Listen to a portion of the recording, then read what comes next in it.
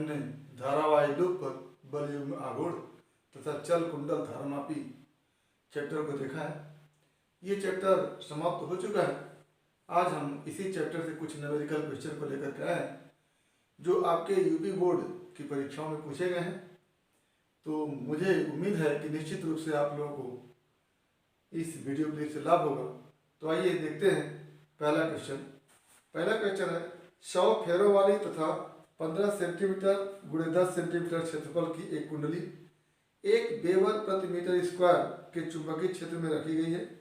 कुंडली में धारा 0.2 एम्पियर है तथा कुंडली का तल चुंबकीय क्षेत्र के समानांतर है। तो कुंडली पर लगने वाले बल आघूर्ण की गणना कीजिए। तो सवाल आसान है, इसमें जो दिया हुआ है उसको आप पहले नोट कर लें। पहला है 100 फेरों वाली कुंडली यानी N = 100, ये आपके पास हो गया। और क्षेत्रफल के लिए देखा जाए तो लिखा हुआ 15 × 10 सेंटीमीटर। तो लिखेंगे A = 15 सेंटीमीटर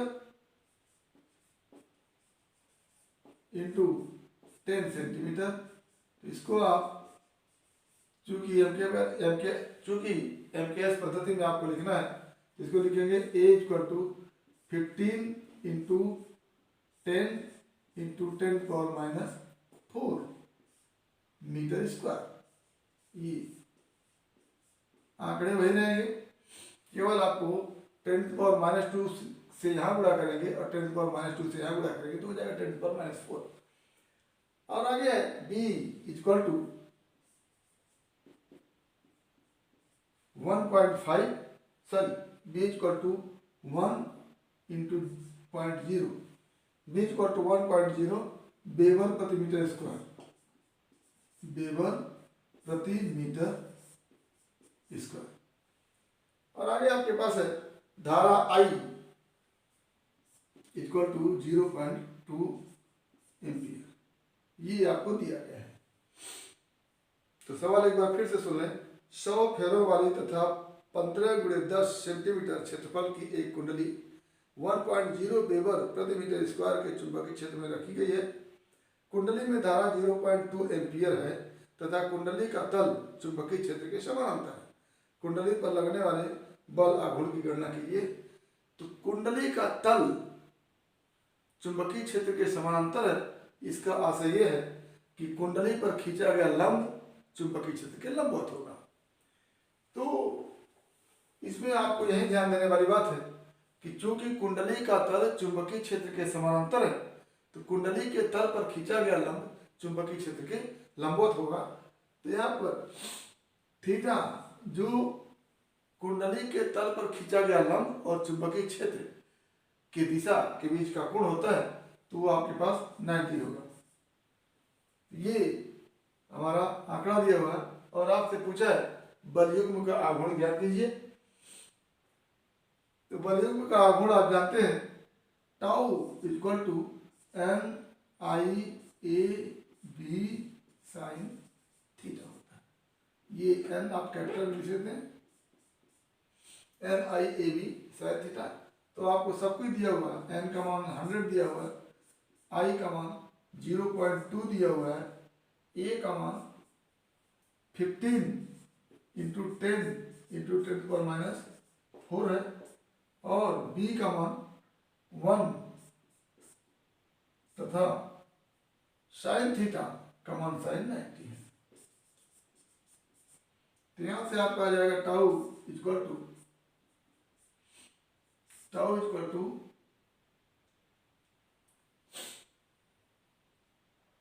ये यहाँ का 0.2 यहाँ चला जाएगा तो हो जाएगा 1 × 0.2 × 15 × 10, एक और कम हो जाएगा तो हो जाएगा 1 × 10⁻⁻1 इंटू ये 1 है और ये भी 1 हो जाएगा 1। तो यहाँ से आप अगर हल करेंगे तो आ जाएगा टाउ = 15 × 0.23 तो हो जाता है 3 × 10⁻⁻1 या 0.3 न्यूटन मीटर। ये टाउ का मात्रक होता है न्यूटन मीटर। तो ये आपका आंसर बन के आएगा। इसमें आपको एक चीज ध्यान देनी है, ये थीटा 90 कैसे हो जाता है। आपके सवाल में दिया गया है कि कुंडली का तल चुंबकीय क्षेत्र की दिशा में है और ये थीटा जो होता है वो कुंडली के तल पर खींचे गए लंब तथा चुंबकीय क्षेत्र के बीच का कोण होता है। तो ये अगर कुंडली का तल चुंबकीय क्षेत्र के समानांतर है तो कुंडली के तल पर खींचा गया लंब चुंबकीय क्षेत्र के लंबवत हो जाएगा, तो दोनों के बीच का कोण 90 डिग्री हो जाएगा। एक तो यहाँ ध्यान देना है, दूसरे यहाँ ध्यान देना है, जो सीजीएस पद्धति में दिया हुआ है 15 centimetre multiply 15 centimetre multiply 10 centimetre, तो इस सेंटीमीटर को मीटर में बदलेंगे 10⁻² का गुणा करेंगे, इसको भी मीटर बदलेंगे 10⁻² का गुणा करेंगे, तो 10⁻² यहाँ से 10⁻² यहाँ से 10⁻4 हो गया और ये 15 × 10 ऐसे बना रहेगा। और अंतिम चीज यहाँ पर टाउ NIAB sin थीटा आपको ध्यान देना है। तो ये हमारा इस तरह से कैलकुलेशन करके 0.3 न्यूटन मीटर टाउ, जिसको बलयुग्म का आघूर्ण कहते हैं, प्राप्त हो जाएगा। ये हमारा पहला क्वेश्चन है। आइए हम दूसरे क्वेश्चन को देखते हैं। ये हमारा आंसर है, ये हमारा पहला क्वेश्चन है। आइए दूसरे क्वेश्चन को देखते हैं। दूसरा क्वेश्चन आपके सामने है, एक धारामापी की कुंडली का प्रतिरोध 100 ओम है। 5 मिली एम्पियर धारा से इसमें पूर्ण स्केल विक्षेपण प्राप्त होता है। इसे 0 से 10 एम्पियर परास के अमीटर में कैसे परिवर्तित किया जा सकता है। तो इसमें दिया हुआ है कि धारामापी का प्रतिरोध, धारामापी के प्रतिरोध को आप जी से लिखते हैं तो उसको जी से लिख लीजिए। धारामापी का प्रतिरोध जी = 100 ओम। और क्या दिया हुआ है कि 5 मिली एम्पियर धारा से इसमें पूर्ण स्केल विक्षेप प्राप्त होता है। यानी कि जितना एम्पियर धारा से उसके पैमाने पर पूर्ण विक्षेप प्राप्त होता है वही होता है धारामापी की धारा IG हो गया 5 मिली एम्पियर, और इसको आप लिखेंगे 5 × 10⁻³ एम्पियर, क्योंकि धारा को एम्पियर में लिखेंगे। और दिया हुआ है इसे 0 से 10 एम्पियर के अमीटर में कैसे बदलेंगे। तो 0 से 10 एम्पियर का मतलब होता है कि अब उसका परास 10 एम्पियर के बराबर होना चाहिए। तो जितना एम्पियर का परास बनाना होता है, 0 से 10 एम्पियर तक का परास बनाना है, तो इसका मतलब मैक्सिमम 10 हो गया। तो ये जितना परास का हमको धारामापी बनाना होता है, अमीटर बनाना होता है, उसी का मान होता है I। तो I आपके पास है 10 एम्पियर। तो आपके पास I हो गया, IG हो गया और G हो गया। आपसे पूछा गया कैसे बनाएंगे, तो आप इसको पढ़े थे कि धारामापी को अमीटर बनाने के लिए समांतर क्रम में एक प्रतिरोध जोड़ते हैं जिसको शंट कहते हैं। तो पहला आंसर तो आपका हो जाएगा कि इसको, इस धारामापी को अमीटर बदलने के लिए हम उच्च प्रतिरोध का शंट धारामापी की कुंडली से समांतर क्रम में जोड़ देंगे। और कितना ओम का प्रतिरोध होना चाहिए उसको देखने के लिए हम मान लीजिए ये शर्त यस है, तो यस के प्रतिरोध को आपको निकालना है। तो धारामापी को अमीटर बनाने संबंधी एक फार्मूला आपके सामने होता है, IG = I - IG × यही S आपको निकालना है। तो यहां से लिख सकते हैं IG × G बटा I - IG = S। आपके पास I है, IG है, कैपिटल G है, S निकालना है। तो यहाँ से हो जाता है IG 5 × 10⁻³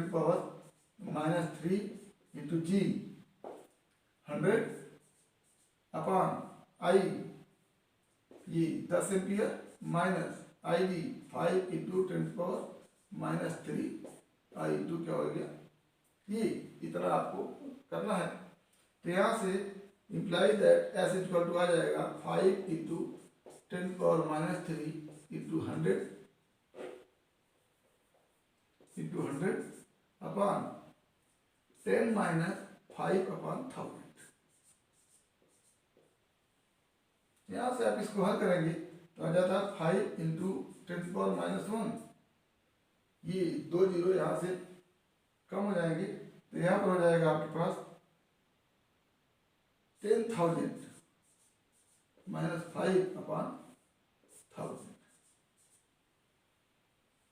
अब यहाँ से ऐसे इक्वल टू हो जाता है 5 इंटू 10⁻⁻1 इंटू 1000 अपॉन 9995। अब इसको आप हल करेंगे तो आ जाता है आपके पास 500 मल्टीप्लाई डिवाइडेड बाई 9995। ये हो जाता है 0.0500, इस तरह से कुछ आता है। ये अप्रॉक्सीमेटली हो जाता है 0.05 ओम।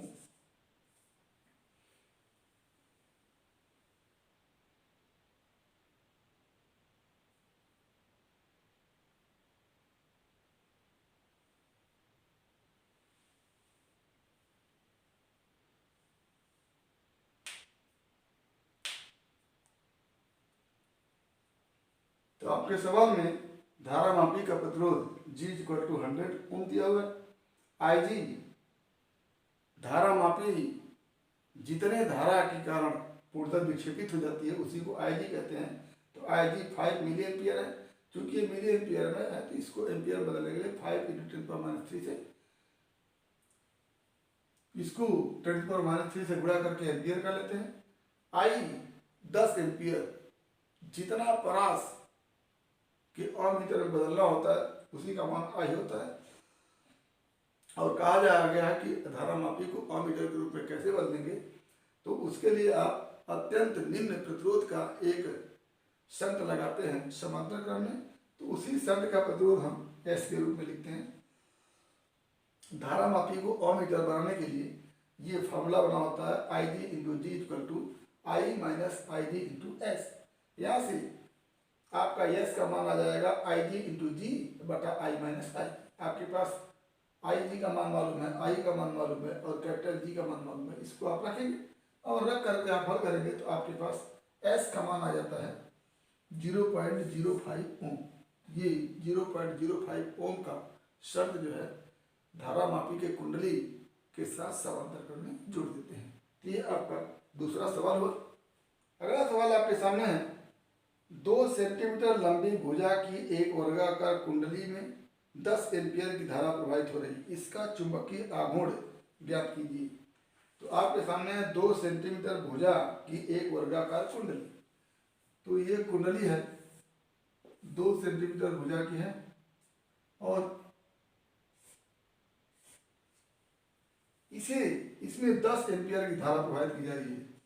धारा जो है 10 एम्पियर की है, 10 एम्पियर की धारा है। ये 2 सेंटीमीटर है और ये भी 2 सेंटीमीटर है। तो अब इसका आपसे चुंबकीय आघूर्ण पूछा गया है। तो चुंबकीय आघूर्ण M इक्वल टू आप जानते हैं, अगर n चक्कर है तो NIA होता है और एक चक्कर है क्या हो जाता है M बराबर I इंटू ए। कब जब n इक्वल टू क्या हो, जब n इक्वल टू 1। तो यहाँ से आपके सामने इसका चुंबकीय आघूर्ण बन के आता है M इक्वल टू आई का मान 10 एम्पियर गुणे ए का मान 2 सेंटीमीटर गुणे 2 सेंटीमीटर गुणे 10⁻⁴। 2 सेंटीमीटर को मीटर बदलेंगे 10⁻² से गुणा करेंगे, फिर 2 सेंटीमीटर को मीटर बदले 10⁻² से गुणा करेंगे, तो 10⁻⁴ से आप गुणा करेंगे। तो यहाँ से आ जाता है आपका M इक्वल टू 10 गुणे 4 गुणे 10⁻⁴ और ये हो जाता है 4 गुणे 10⁻³ एम्पियर मीटर स्क्वायर। 4 गुणे 10⁻³ एम्पियर मीटर स्क्वायर। ये आंसर बन के आता है एम्पियर मीटर स्क्वायर। ये तीसरा सवाल था आपका। फार्मूला क्यों रखना था चुंबकीय आघूर्ण का फार्मूला NIA होता है जब कुंडली पर n चक्कर होते हैं। I इसमें धारा होती है और A क्या होता है, कुंडली के तल का क्षेत्रफल होता है। तो यहाँ पर 2 सेंटीमीटर लंबा 2 सेंटीमीटर चौड़ा या कह लें 2 सेंटीमीटर भुजा वाला एक वर्गाकार कुंडली है, तो इसका क्षेत्रफल जो होता है वो 2 गुणे 2 गुणे 10⁻⁴ ये क्षेत्रफल हो जाता है इसका। ये क्षेत्रफल यहाँ पर रखे हैं और चक्करों की संख्या 1 है, यानी एक ही कुंडली है, एक ही चक्कर है, तो n=1 करेंगे तो वही रह जाएगा। तो ये हमारा सवाल बन के आता है।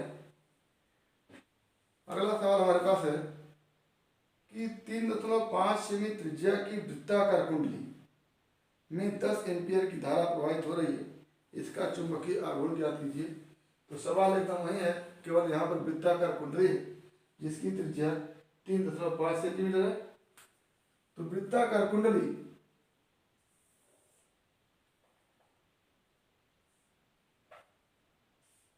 इस तरह से है और त्रिज्या इसकी 3.5 सेमी है और इसमें धारा 10 एम्पीयर की बह रही है। तो यहाँ से I = क्या हो गया 10 एम्पीयर, R = 3.5 सेंटीमीटर।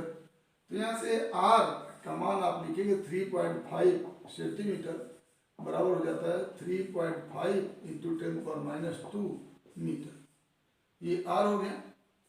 तो चूंकि चुंबकीय आघूर्ण का फार्मूला M=IA होता है या फिर कह लें NIA होता है, तो यहाँ पर एक ही कुंडली है तो n की जगह 1 लिखेगी, तो यहाँ पर क्या हो जाता है M = I × A। तो I यहाँ पर धारा है और A जो है कुंडली के तल का क्षेत्रफल है। M = I की जगह 10 एम्पीयर लिखेंगे, A की जगह लिखेगी, क्योंकि वृत्ताकार कुंडली है तो इसके तल का क्षेत्रफल πr² और यहाँ हो जाएगा M = 10 × पाई का मान 3.14 × R का मान 3.5 × 3.5। ये हो गया आपका इंटू 10⁻⁴, ये 10⁻², 10⁻², 10⁻⁴ हो गया।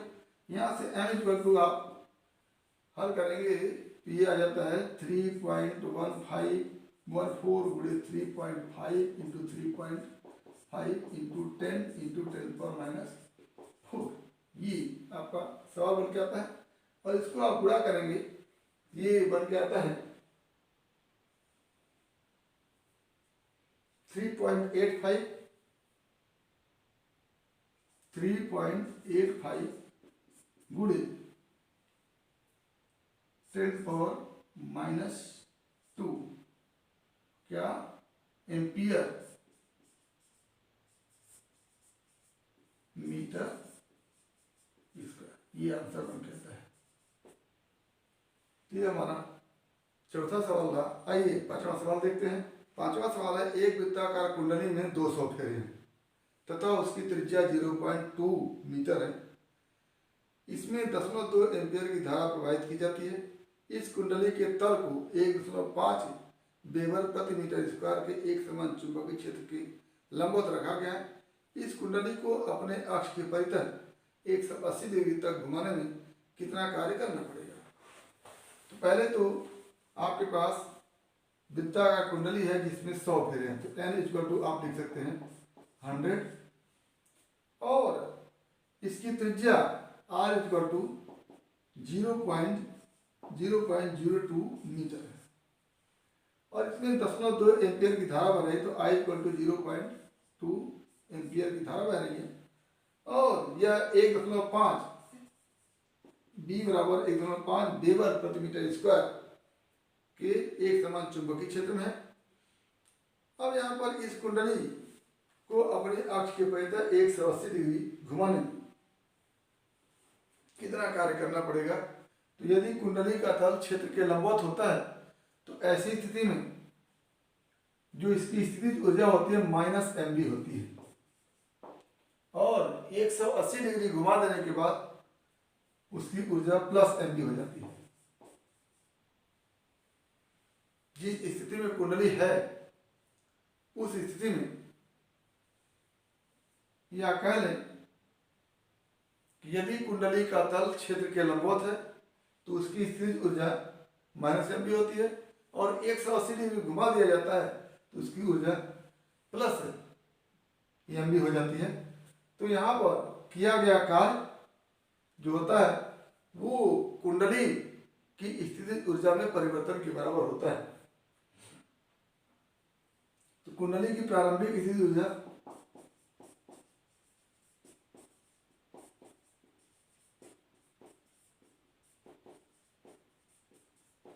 बराबर माइनस एम बी और अंतिम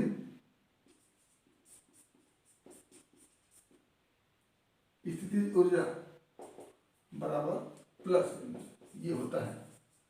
ऐसी स्थिति में किया गया कार्य W, किया गया कार्य W बराबर स्थितिज ऊर्जा में परिवर्तन।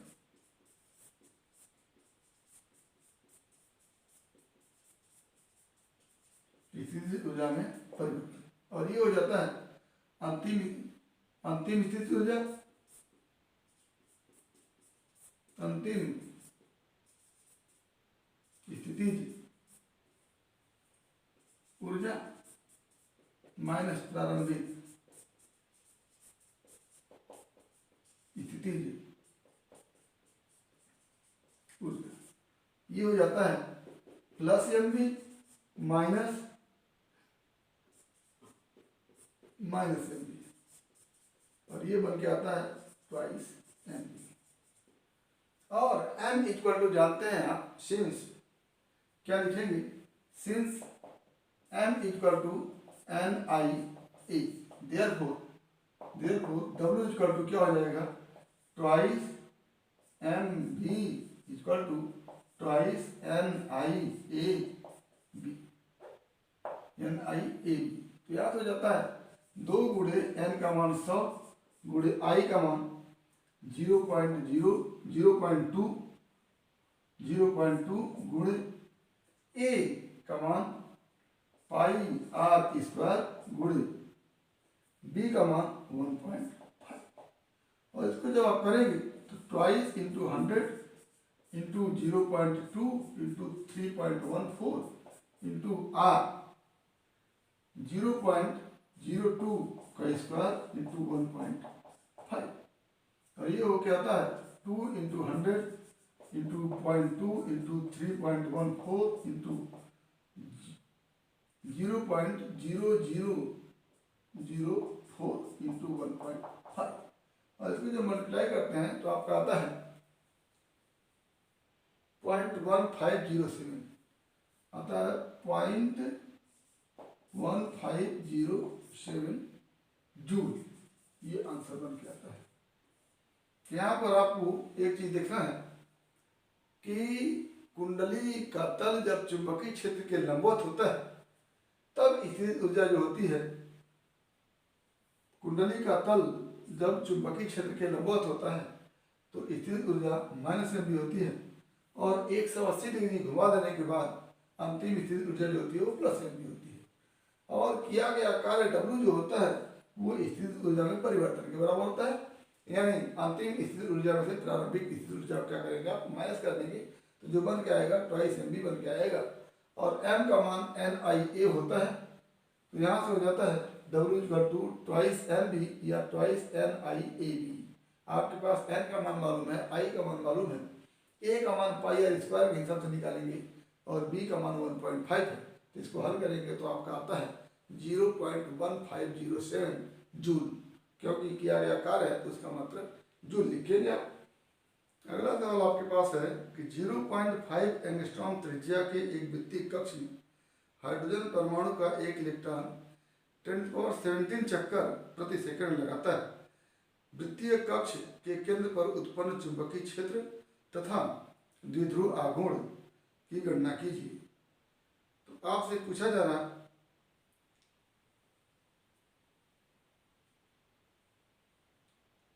कि 0.5 एंगस्ट्रॉम के एक वृत्तीय हाइड्रोजन परमाणु का कक्ष है, उस पर एक इलेक्ट्रॉन 10⁻17 चक्कर प्रति सेकंड लगा रहा है। वृत्तीय कक्ष के केंद्र पर चुंबकीय क्षेत्र की तीव्रता को पूछा गया तो, और उसके द्विध्रुव आघूर्ण को पूछा गया। तो आपके पास है R इक्वल टू 0.5 एंगस्ट्रॉम, और इसको आप लिख सकते हैं R equal to 0.5 into 10⁻⁻10 metre.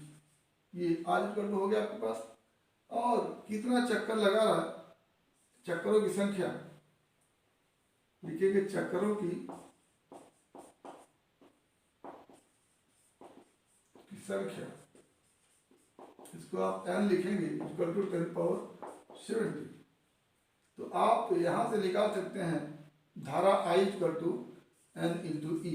यहाँ n क्या है, चक्करों की संख्या है, और E जो है इलेक्ट्रॉन पर आवेश है।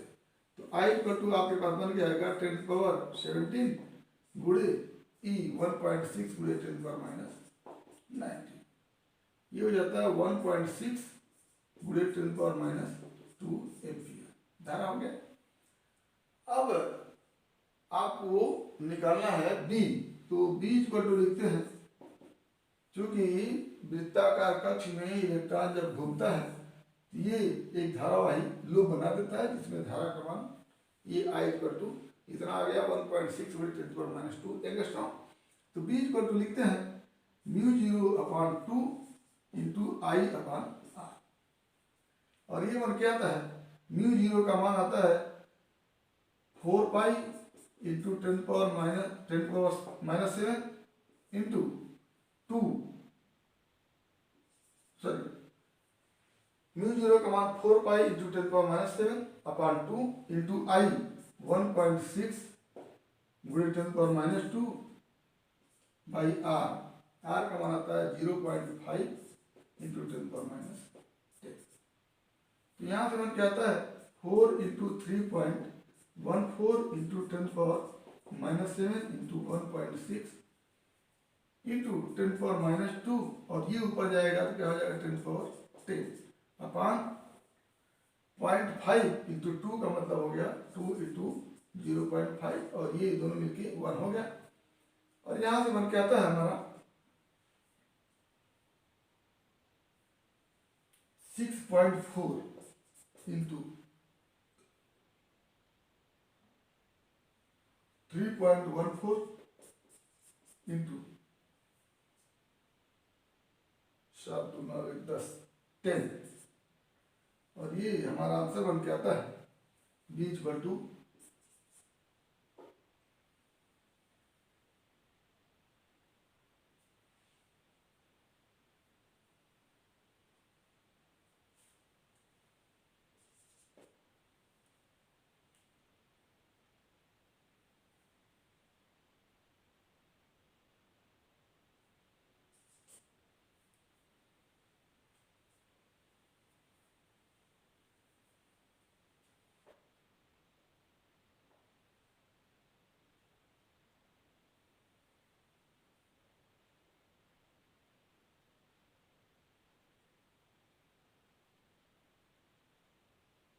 200.95 हमारा बन के आता है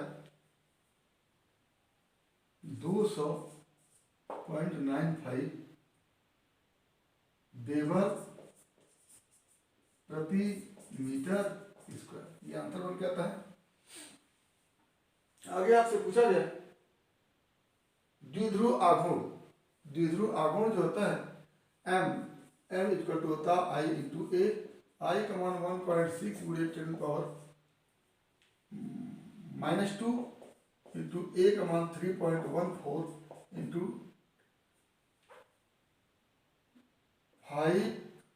0.5 इंटू 10⁻10 गुणे 0.5 इंटू 10⁻10। और ये जब हल करेंगे आप तो आएगा आपके पास 125.6 गुणे 10⁻24 क्या एम्पियर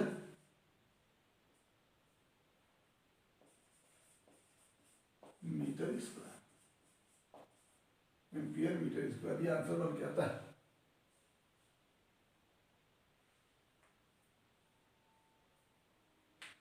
ये हमारा चुंबकीय द्विध्रुव आघूर्ण हो गया, और यहाँ पर चुंबकीय क्षेत्र की तीव्रता हो गई। तो इस तरह से हमने आज कुछ न्यूमेरिकल क्वेश्चन को देखा। उम्मीद करते हैं कि आपको फायदा निश्चित रूप से होगा। इसी तरह के न्यूमेरिकल क्वेश्चन हम लेकर के आते रहेंगे। आज बस इतना ही। यदि वीडियो क्लिप पसंद आया हो तो आप प्लीज़ लाइक करिएगा, शेयर करिएगा, साथ ही हमारे यूट्यूब चैनल को सब्सक्राइब करिएगा ताकि इस तरह के वीडियो क्लिप का नोटिफिकेशन आपको मिलता रहे और आपके फिजिक्स की मुकम्मल तैयारी होती रहे। तो आज बस इतना ही। एक बार फिर आपके भविष्य के लिए बेस्ट ऑफ लक।